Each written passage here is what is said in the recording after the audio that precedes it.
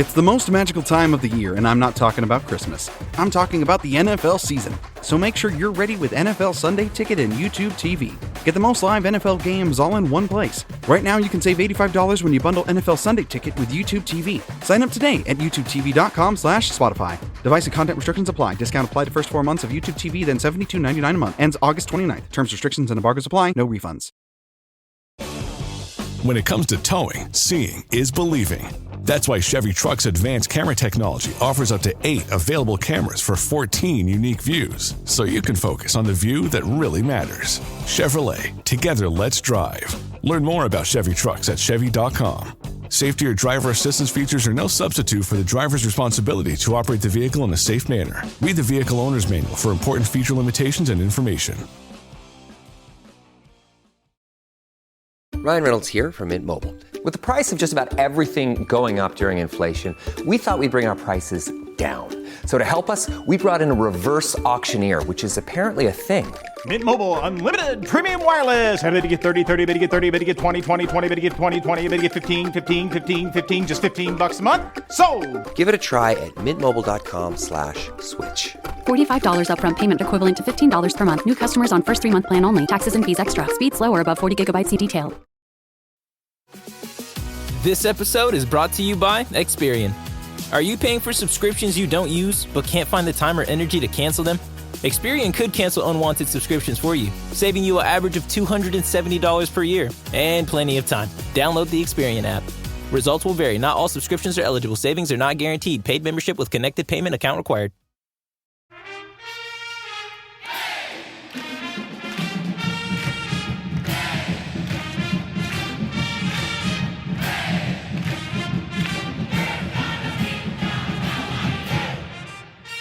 Hey there, Duke fans. Episode 643 of the DBR, the Duke Basketball Roundup. I'm Jason Evans. Welcome on a fine Sunday morning. It's bright and early.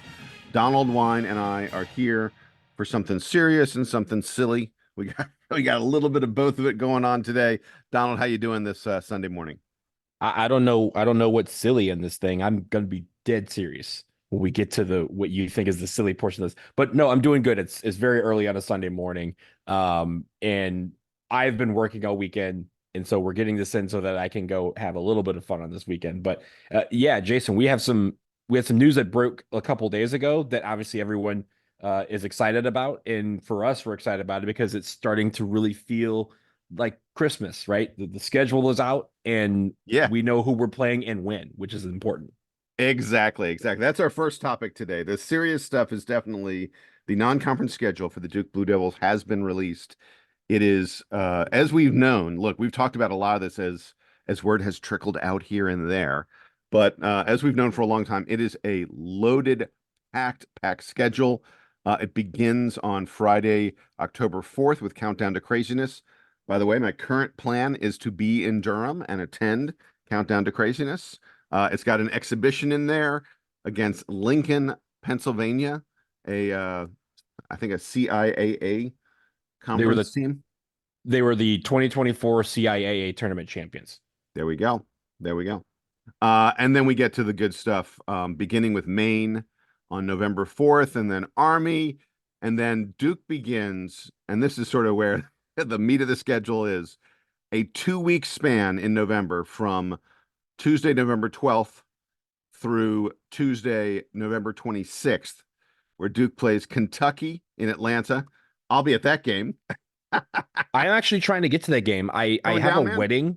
I have a wedding in Savannah that previous weekend, and I'm like, Savannah's like a couple hours away. I could just mosey my way back home through Atlanta. So we'll see what happens with that one. That could be cool. I have to tell you, I have a bunch of Duke buddies, classmates of mine. We have a group text, and just the other day, someone was like, "Hey, who's going to Atlanta for the Kentucky game?" I was like, "Well, no duh, I'm here." And suddenly my inbox was full of class of '89 classmates who were like, "Yeah, I think I'm coming." And my kids have moved out, so my wife and I are like, we have 4 bedrooms available in the house. I think I may be hosting a whole mess of people for that game. I'm got to figure out a way to at your house. Yeah, right. Exactly. Got to figure out a way to get to like 8 or 10 tickets. I'm not sure that's going to be an easy get, but I'll be working on it. But in any event, yeah. So sorry, back to the schedule. Tuesday, 11-12, The Blue Devils play Kentucky and Atlanta. We then have a game against Wofford back in Durham, and then we go on the road on Friday, Tuesday, right around Thanksgiving time for Arizona and Kansas. It is a 2-week span with Kentucky on a neutral spot, Arizona away, and Kansas in a neutral situation. That is 3 teams likely to be in the preseason top 10 in the span of 2 weeks in November. Donald, this Blue Devil team is going to have to grow up and get together and figure out how to play together very, very quickly. Hey, you want tests? You got them. Kentucky, Kansas, and Arizona are 3 big tests for this Duke Blue Devil team. And again, we've talked about as we continue through the schedule, we have a lot of these games where even the teams that everyone's like, oh, we're playing that random team. They're not random, right? As we've mentioned, Wofford is a team that will get you. They have beaten UNC in the past. They've beaten teams in the NCAA tournament in the past. Maine, a team is like a team that, like, okay, of course, Cooper Flag is from Maine, but we're not like that. We thought that was going to be like the main, week of the schedule where we're like, hey, we're not really playing anybody. And sure, we got Army, obvious ties to Army with Coach K, and we're still continuing those relationships. But I think setting those games up for this loaded 2 weeks that you mentioned is important, because we're going to need to, work the rust off, figure out what combinations work. And then when we get to Atlanta against Kentucky, that's always a big game. Kentucky also going through transition. They have a new coach. They have new players. They're going to want to beat us all the same. So it's going to be a really big test, and I'm really looking forward to that 2-week stretch, because it will show kind of where this Duke team is. Yeah, as the schedule continues, we've got a Wednesday, December 4th. That's my wife's birthday, by the way. Happy birthday when we get to December 4th, Kathy. Against Auburn in the ACC SEC Challenge. And then the non-conference schedule wraps up with a game on February 22nd against Illinois. I love us getting a legit good non-conference opponent in February. By the way, do you think Mason Gillis may have some ideas about how to play against Illinois? He's played them 6 times in his career.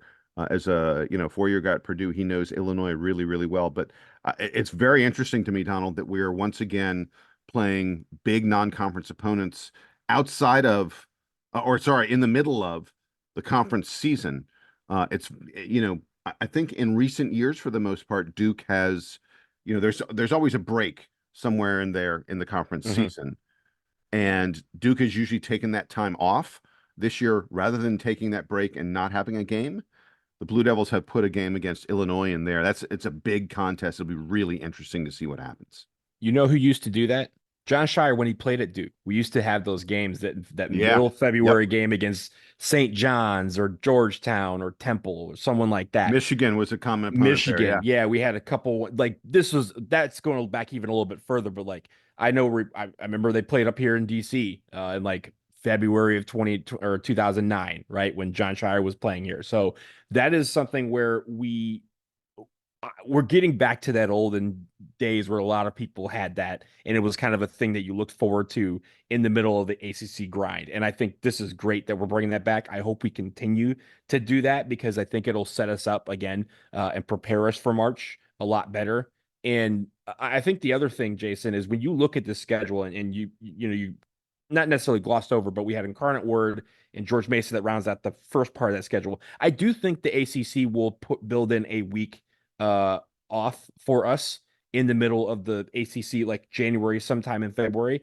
I don't think we're necessarily replacing it with Illinois, but with there being 18 teams now in the ACC, we're going to have some times where we're just not playing at least, those type of teams. Because, hey, if we're not playing an ACC opponent on February 22nd, another ACC opponent is playing someone else as well. So there's going to be some overlap here. But I think, Jason, the one thing that we were talking offline with the K-Man, and we were talking about how the schedule fares out overall. And when you take a look at Bart Torvik's preseason ranking, this schedule averages out to an average of a ranking average of 115.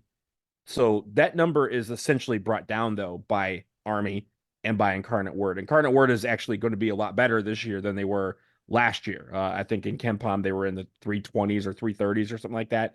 But this is a team that is expected to be a little bit better.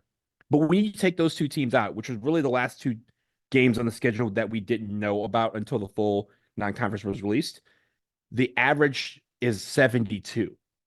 That is a loaded schedule, ladies and gentlemen. This is not a schedule where we're going to have nights off. And I think that's the thing about what John Shire is trying to build this team is A, the competitive drive, and B, the absolute idea that when you walk into any gym, there's a team that is on the other side that can beat you. Not necessarily is going to try. They're all going to try, but someone that actually could take your lunch money. And we want to have that competitive spirit in every single game. To do that, we're going to play some pretty good talent and some really elite talent. And we're going to see where we are when this team is settled in December. How good are they going to be? I think this is great, the way this schedule is laid out, who we're playing, where we're playing them, and some of them, why we're playing them.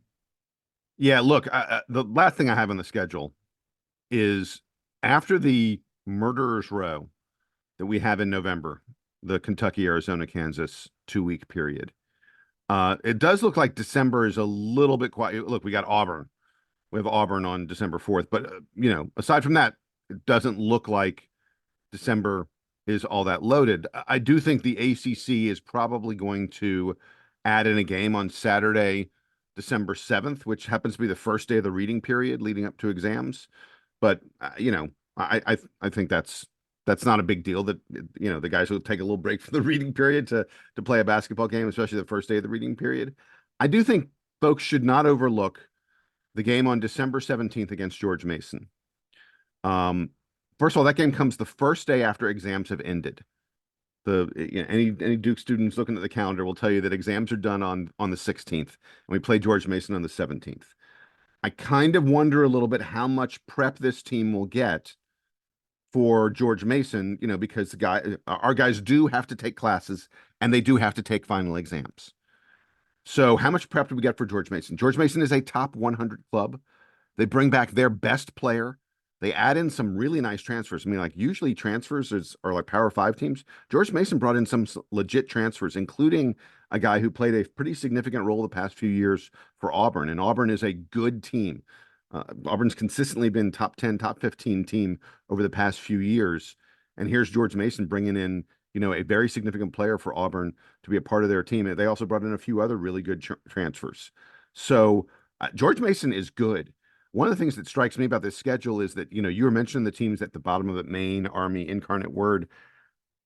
Teams like Wofford, Seattle, George Mason, the other non-conference teams that Duke is playing that are not Power 5 teams, they are teams that are going to compete for the top of their conferences.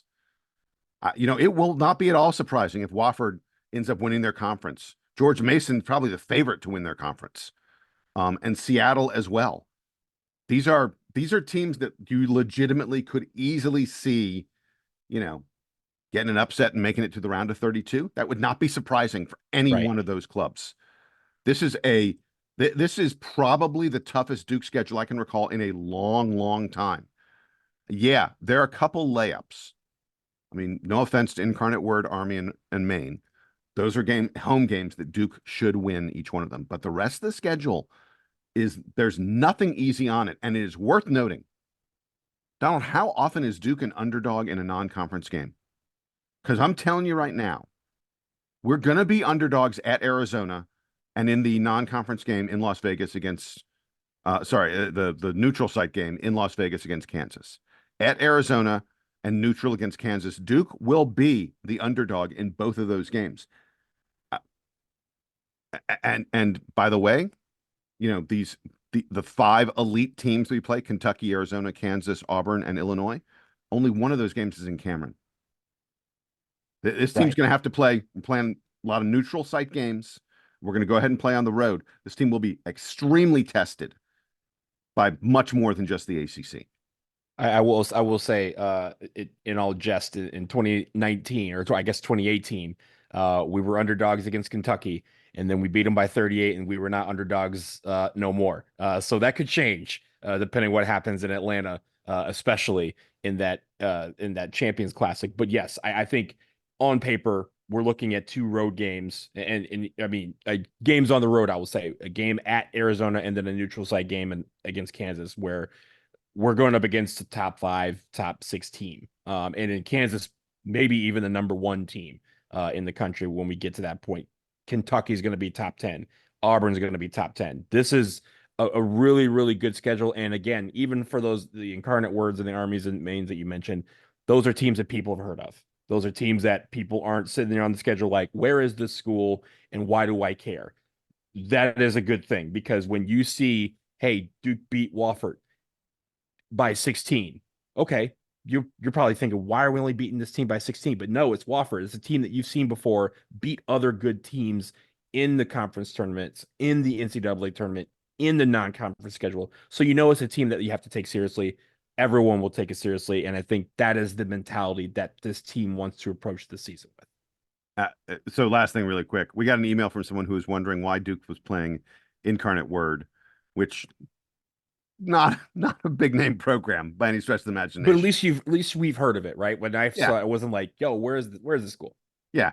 But the head coach, brand new head coach at Incarnate Word, is Shane Harriman. He was the head coach at La Lumiere High School for several years. Folks, if you go back and look, you've heard of La Lumiere. There are some elite, top tier NBA players right now who played at La Lumiere. It's one of the top high school programs in the country, and Shane Harriman was the coach there. And I am sure that over the course of the years he was at La Lumiere, he encountered John Shire and Jay Lucas on the recruiting trail. And my bet is, he's now reached the college ranks. And my bet is he turned around and called some of these guys that he knew from his years, as a high school coach. And my bet is he called John or Jay or one of those guys from the recruiting trail and said, hey, can you do me a favor and schedule my team? And that is why Incarnate Word is coming to Cameron this year. Always a high desired spot for these, smaller teams who are trying to make a name for themselves to get a chance to play in Cameron. Hey, as we wrap up the beginning of this edition of the pod, we want to talk very quickly about the latest episode of the Brotherhood podcast. Not quite our rival. They're not our rival. Not by any stretch of the imagination. No, a like-minded podcast that we There enjoy. we go, baby. Exactly. CFOS got Isaiah Evans to sit down with him. And I just want to quickly mention, there were 2 things that I noted in this interview that I thought were very interesting. The first one was Isaiah Evans says his favorite player, the guy he models his game after, is James Harden. I thought that was really interesting. James Harden's not a guy who takes, I sort of don't love the shots that James Harden takes. He's not the world's most efficient player in terms of his shot selection. And frankly, the little bit of stuff I've seen of Isaiah Evans, I can see some James Harden in him in that regard. But James Harden is highly effective and a dude that when he's on, you're just like, okay, forget it. We're done. So I think that's the thing that probably appeals to Isaiah Evans about him. And then the other thing I wanted to note about Isaiah was he told a little bit of a story about being at North Mecklenburg in North Carolina, being there for 4 years and being courted by other programs. We just talked about La Lumiere. There are certain programs that are the absolute elite, the absolute top tier of high school programs. And they quite often go out and they look for the guys who are the best players at smaller programs to say, hey, we can pluck this guy away. And Isaiah Evans has been one of the top players in his class for a long, long time. I'm sure he mentions he was courted by bigger name programs, but he stuck around at North Mecklenburg for 4 years, ended up winning the North Carolina state title as a result. And he talks about how satisfying that was. And I just note it because the same thing happens in college basketball, that a guy who maybe, has a big reputation, but doesn't play quite as much as he would hope. Those guys have been venturing off to the portal. No offense to Isaiah Evans could absolutely be a guy who figures to be a prime player in the Duke rotation. But I think a lot of us, the word we're getting, with Con Knuppel playing so well, is that maybe Isaiah Evans may be a guy who takes a little bit longer to develop and get big minutes at Duke.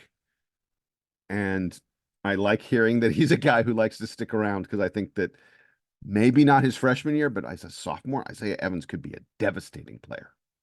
And he was talking to a guy in Caleb Foster, which, as you remember, a few months ago when they announced that him and Tyrese Proctor were coming back, they were like, "Hey, did you consider the portal?" And Caleb Foster immediately was like, "Absolutely not. Like, I did not consider." It was like I was either turning pro or staying at Duke, and I ended up staying at Duke. So you have a lot of guys on this team who want to be here, who want to be a part of something, and no matter what that is. And yes, we understand in this day and age, you kind of have to take it at year values, right? Like they're here for this year, and then afterwards they'll, things can change. But I like the fact that they're all in it to win it, and they're all in it to be here together and learn and grow together, and that they, in their minds, they're not considering anywhere else. And I did, obviously, I love Isaiah Evans, as Jason, as you know, I've been following him throughout his high school career. He's a guy who in a playoff game had 62 points and had literally some guy come up to me randomly in an airport and go, "Yo, that Isaiah Evans dude is going to be the greatest thing that you guys ever have." Like he has that kind of reputation on the streets of Charlotte. But I think the one thing that I always I have liked about him even more is his trash talk. He has like his all trash talk team. Oh boy, yeah. And he's a guy that, even if you remember during the McDonald's All-American game, him and Cooper Flagg were just giving out work to all the Carolina fans and all the Carolina players around the team. Obviously, they're all friends with each other and kind of joking, but they're like, nah. He talks about how basically in, what was it, Countdown to Craziness or whatever game they all came to as a team, they like, hey, we all formed this bond. And then all of a sudden when, if they lost to Carolina, they're like, yeah, that's not happening with us. And they have that mentality of like, this, you have your fun now, because when we get here, it's over. And I like that part of it. He has a little KG in him. He said he even has some trash talk like Kobe, at least like the mentality of like, hey, this dude has wronged me. And whether it's, something made up or something to get you motivated, he will use that to his advantage. But I'm not ruling out Isaiah Evans being a part of this, a guy who contributes quite a bit next year in whatever role that he may end up in, because dude's a player. And dude, the great thing is you can trash talk all you want if you back it up. So far, this kid has backed it up. So I'm really looking forward to seeing what he can do in the college stage. Exactly. Hey, we're going to take a quick break. On the other side, I said this episode had some serious and some silly. I'm not saying silly's a bad thing. Silly's a lot of fun. When we come back from the break, get your rosters out. Look at the past few years. Donald and I are going to do a draft. We're going to put together rival teams from 2000 to 2004. We got half the decade done. The half-decade draft is coming up on the DBR podcast.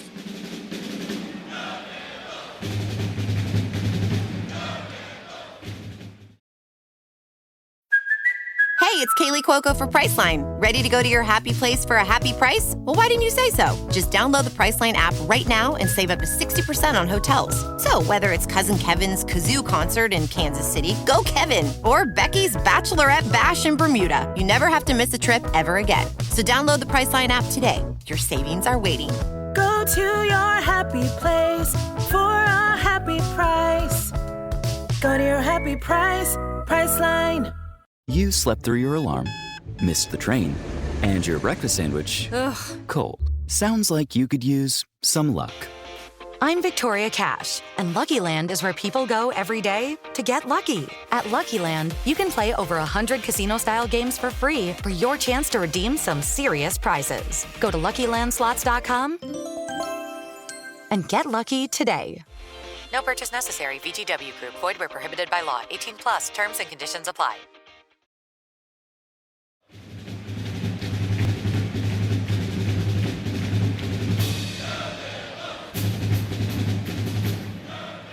Welcome back from the break. You're on the Duke Basketball Roundup. I just sounded like NPR. You were like a smooth jazz operator. What was happening there? I don't know. Okay. Sunday morning. In any event, so here's what's up next. We got an email from Steve Van Dude. Steven, thank you so much for sending us this email. He said, guys, y'all should sit down and you should do a draft of players from 2000 to 2024, the first half of the decade. Any player who has been on a Duke roster from the 2019-20 season, the 2020 season essentially, through last year. So I want to be clear, Donald, I will not allow you to draft Cooper Flagg. I Cooper Flag was not, I read the rules, Jason. So this year's team was not on my list, even though Cooper Flag might be in the top three, if without having seen him play in a Duke uniform. Right, exactly. So any player who is on a Duke team from 2020 to 2024, the first half of the decade, we're going to draft 5 starters. You got to put them in a position. We're going to draft 5 starters and then 1 sub, a super 6 for each one of us. And we just, in the break, we did a little random number generator. It came out with me, Jason. I get to pick the very first guy. And I'm telling you, the first pick was tough. Yeah, it's really difficult because I'm looking at positions and stuff. And there's one position where I'm like, there's one guy who is so much better than everybody else. Mm-hmm. I'm afraid almost not to take him because I feel like the other candidates that position are really not there. So even though this is not the best, this is absolutely not the best player to have to wear a Duke uniform over the past 5 years. My first pick is going to be Tre Jones. Damn it. Because I was waiting for you to pick one of the forwards so I could be like, yeah, I'll take Tre. No. Look, I'm sure you're probably taking like Apollo next or something like that. I'm very clear. Tre Jones is not the absolute best player, but the choices after him at point guard are just a little problematic compared to how great Tre Jones was. Just to remind everyone, Tre Jones was 16.2 points per game, 4.2 rebounds per game. By the way, third on the team in rebounds as a sophomore, and 6.4 assists per game. Donald, you're going to struggle to find a guy who's averaging more than like maybe 3.5 assists per game. Tre Jones, the consummate point guard, also hit 36% from 3 that year. Clutch, super clutch. North Carolina will never forget what Tre Jones did to them. And oh yeah, elite, next level defense. I got my point guard. It's Tre Jones. It is now. You have 2 picks. There's some awesome players out there, Donald. You're going to get some good guys, and maybe I've made a mistake, but I just had to take Tre because the next choices at point guard are just not there. Tre is an absolute dynamite pick. And the thing is, Jason, you mentioned all that, and the only thing about Tre Jones is that we can only take into account his sophomore year because of the only year played in this decade, right? You can't take his freshman year where he was arguably just as good. So you can only take his sophomore year in that. And the 2019-2020 team guys are the only ones that have that issue. But I'm going to start, obviously, since you took Tre Jones, I'm going to start with who I think might be the best player in the 2020 so far for Duke, and that's Paolo Banchero. Of course, 1 year at Duke, 17.2 points per game, 7.8 rebounds per game, 3.2 assists per game, 1.1 steals per game. He shot 52% from 2. He shot 33% from 3. He was first team All ACC, first team All ACC tournament. He was the ACC Rookie of the Year, obviously ACC All Freshman, and was on the first team for the NCAA tournament, the entire NCAA tournament. Of course, Duke going to the Final Four that year. So, needless to say, he is one of the best talents that we've had at Duke in quite a while. And he should be the first pick if this was just straight on talent, I think. And just straight on talent and accomplishments, I think he would be number 1. I think you did well in picking Tre Jones as your guy for first. But the second guy I think is going to be interesting because I am looking at this list and there are some good players on here. I can tell you have not decided yet. Your next pick is. I was waiting to kind of see if I was going to be first or second too, and then when you picked Tre, that kind of threw me for a loop. I won't lie.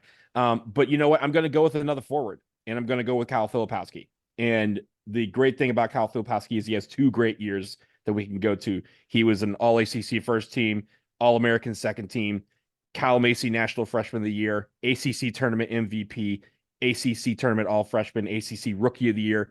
And he was second team All ACC as a freshman. So, in those years, even last year, 16.4 points per game, 8.3 rebounds per game. He arguably had better stats in a lot of categories than Paolo Banchero, who I just picked. So, if there's a guy who's going to make a run at it for one of the most talented players that we've had at Duke in the 2020 so far, Kyle Filipowski is in that conversation, and now he's on my team.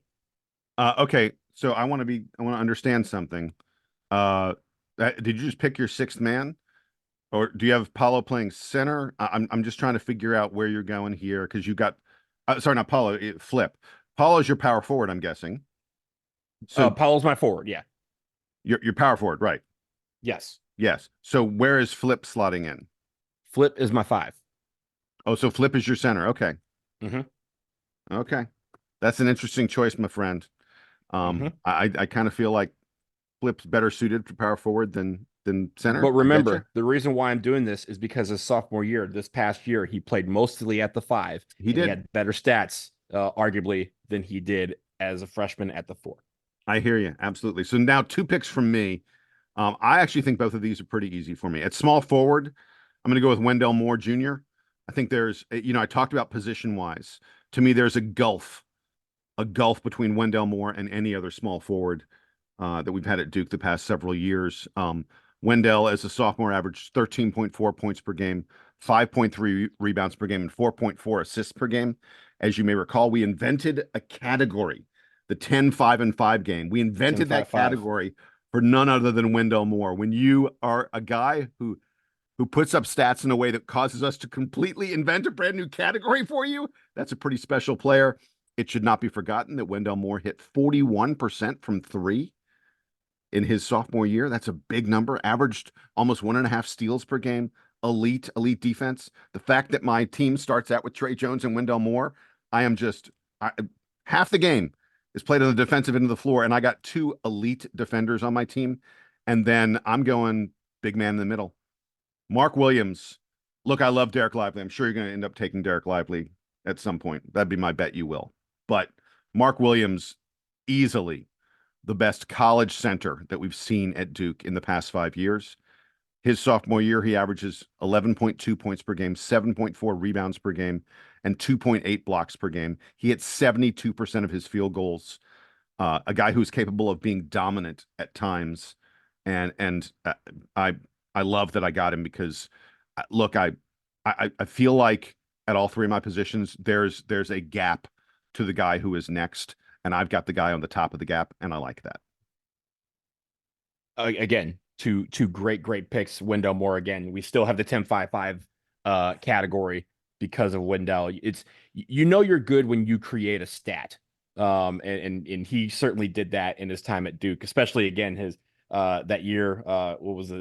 Was that his junior year or sophomore year? When it was his junior year, yeah, year, yeah. Where he just, it felt like he just went off and had 10-5-5s every game, it felt like, which was great. But by the way, by getting Wendell Moore and Mark Williams, a junior and a sophomore guy, I have the most experience of any team out here. I mean, I have a sophomore on here in Kyle Filipowski, and I am about to add some experience with my picks. The first one that I'm going to get is, I need a guard, so I'm going to go with Jeremy Roach. Jeremy Roach, obviously one of the most experienced guard in the 2020s for Duke, 4 years here at Duke.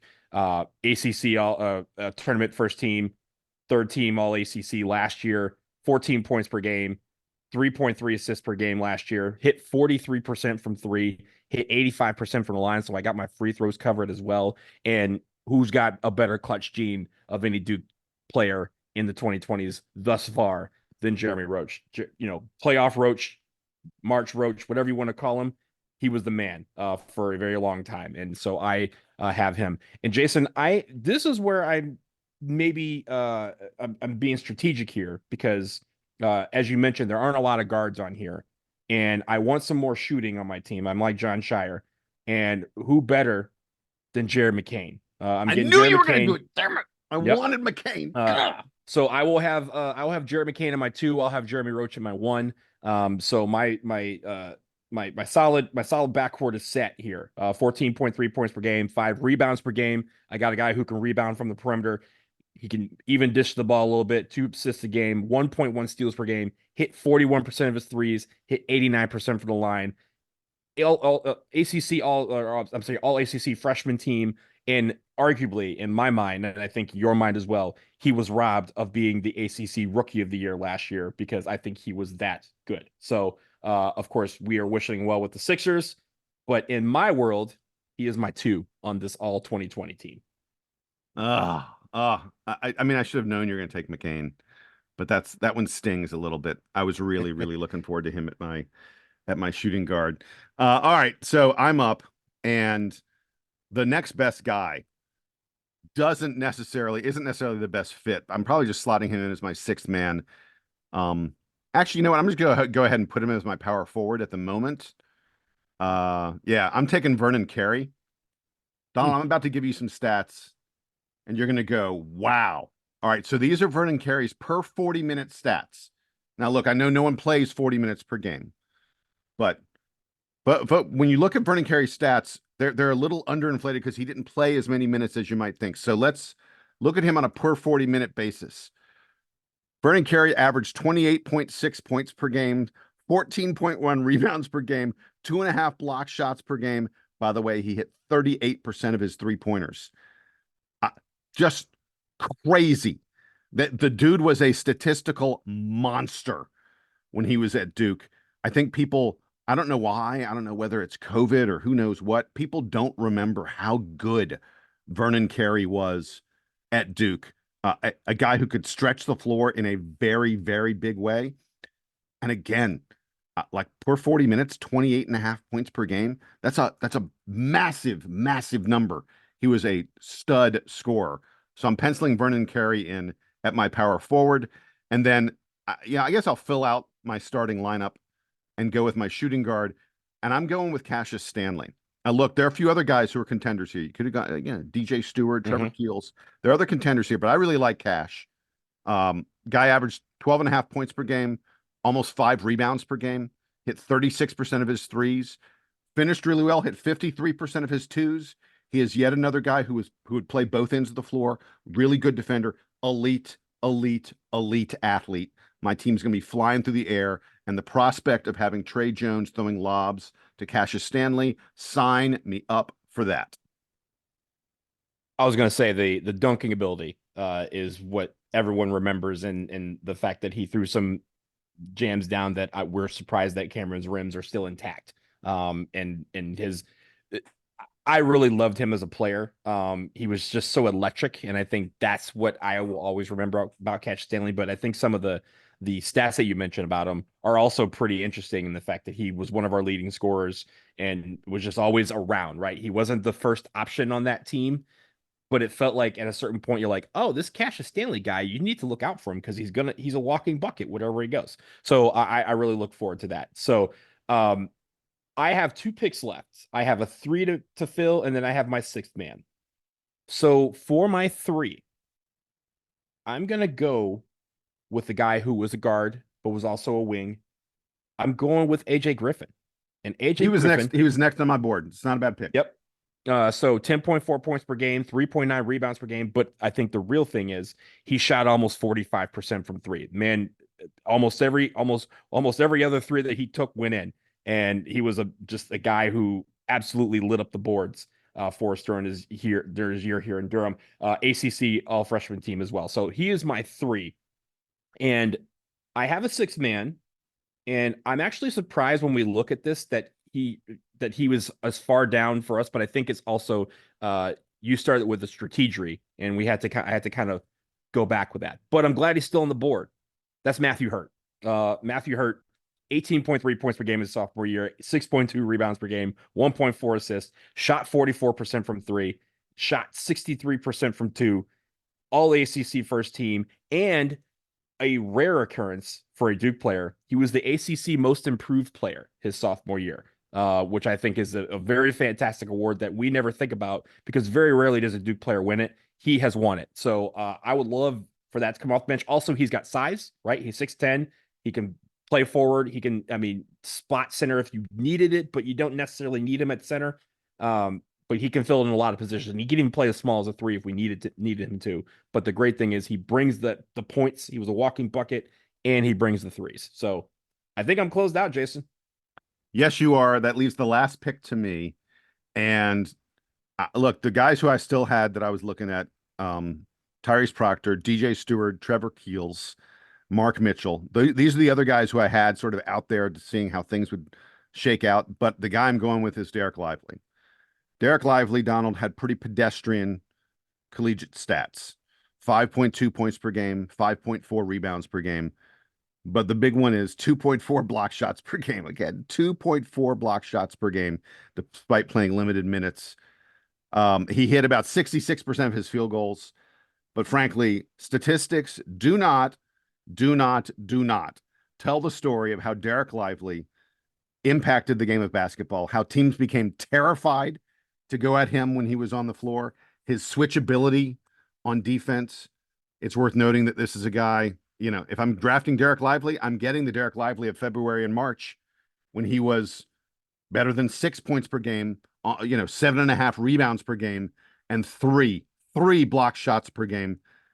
I think, frankly, single-handedly terrified Armando Bacot into just being unable to do anything in the game against Duke. I love the fact that when Vernon Carey or Mark Williams comes off the floor, I'm going to have just the best rim protector in the world back there in Derek Lively. You also, he was all ACC defensive team. I think he got a lot of votes for defensive player of the year as well. His freshman year. Obviously on the freshman team, and he was second team all ACC tournament, which again, he had a really great tournament for us in his 1 year with us where we ended up winning the ACC tournament. Now, Jason, as we wrap this up, I do want to mention, because there's going to be people who are like, I can't believe you didn't pick this player and pick that player. Look, my board is like 5 pages long, and I know Jason's is as well. So just know that we considered literally everybody down to Spencer Hubbard on this team. But also, Jason, I think the one thing about this exercise, I'm glad we did it, is that there's not a lot of opportunity for us to go with the vibes and the nostalgia, right? Yeah. There's not room for Justin Robinson's last 10 games of his senior year. There's Unfortunately, not room for a Theo John or a Ryan Young, who are two of the most beloved, players that we've had at Duke. Dude, believe me, with 6 man, I was like, could I throw a Ryan Young in here? Right. I was thinking, could I put a Ryan Young on this team? And then you left Matthew Hurt on the table. So Matthew Hurt had to be picked. But yeah, there was not a lot of room for those kind of vibey picks in this. But note that we strongly considered them, because that is how important some of these guys were. You mentioned some of the guys that we've picked. The stats may not look like they did anything at Duke, but when you think about how they played and how they impacted the game and how they impacted this team, there's a lot of guys whose stats, like, again, Derek Lively, his stats are, you said pedestrian, but when you think about Derek Lively, you don't think about pedestrian at all. You think about a guy who is rightfully was a lottery pick, and his talent, like, and the way that he affected the game was not statable, and that's why his stats were pedestrian, because people just stayed away from him, especially on defense, when they realized that anything within 15 feet of the rim, he could swat into another territory. So I really like this exercise, but yes, I wish there was room for some of those vibey picks, like a Ryan Young or a Theo John or a Justin Robinson, but alas, we have our teams. Now it's time for you to figure out which one is better. Exactly. We want votes, folks. Send us emails, dbrpodcast@gmail.com. Is Jason's team or Donald's team the better choice of the first half of the 2000s? Just to recap, so you can write them down and think about it a little bit. Here's Donald's team. Point guard, Jeremy Roach. Shooting guard, Jared McCain. Wing, AJ Griffin. Paulo Banchero at power forward. Flip is Donald's center. And then coming off the bench, Matthew Hurt. Instant offense off the bench there, Matt. Man, that's... Yeah. How did I let Matthew Hurt slip to you there? That may have been a mistake. And then my team, the head of the snake, Trey Jones. I got the best leader here, baby. Shooting guard, Cassius Stanley. Wendell Moore at my small forward. Vernon Carey and Mark Williams on the front line. And then coming off my bench, the rim protecting, switchable Derek Lively. I think it's a tough call. I'm really interested. I sort of think for most people, it's going to come down to Paulo is just far and away the best player of any of these guys, or they're going to go Trey Jones is just miles better than any other point guard. And a lot of people think point guard's the most important position on the floor. I think that's going to be the decision. I also like that we kind of have two different trains of thought here, right? Like you went for a lot more defense and rebounding. I did. An interior presence. I went for more threes. So when you think about these teams lining up against each other, like, yeah, in my mind, I'm like, yeah, Mark Williams can block all the shots he wants inside of 10 feet. None of my guys are going to be inside 10 feet, except maybe Paulo, because they're all going to be shooting threes and making them. So like you have that sort of mentality, or you have, hey, Cassius Stanley can dunk the life out of anybody on this floor. So you have these options, and I think it's great. We have a contrast here in styles and philosophies.